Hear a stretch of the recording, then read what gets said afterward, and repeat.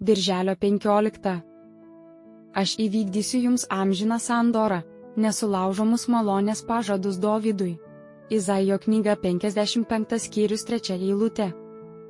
Visi, kurie alksta ir trokšta teisybės, kurių sielos taip labai trokšta Dievo, kaip elnias vandens šaltinio, ir kurie suradę jį pasišventė jam, gaudami patepimą šventąją dvasią, kuri paliudija jų dvasiai, jog jie yra Dievo sūnus.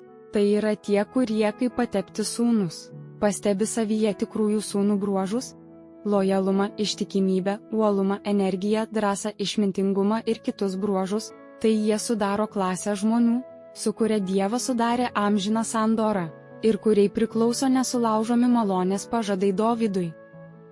Sandoros būna dviejų rūšių.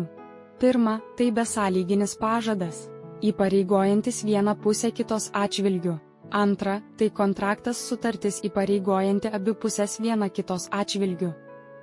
Sandora, apie kurią kalba ši eilutė, malonės pažadai Dovydui, yra pirmoji, besąlyginė sandora.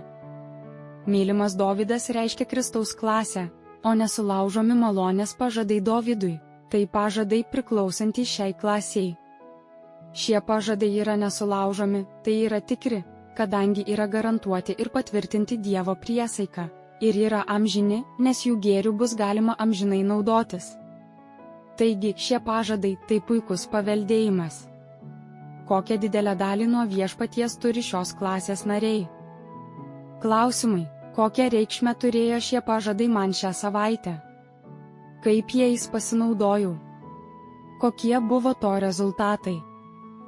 Aš įvykdysiu jums amžiną sandorą, nesulaužomus malonės pažadus Dovydui. Izaijo knyga 55 skyrius 3 eilutė.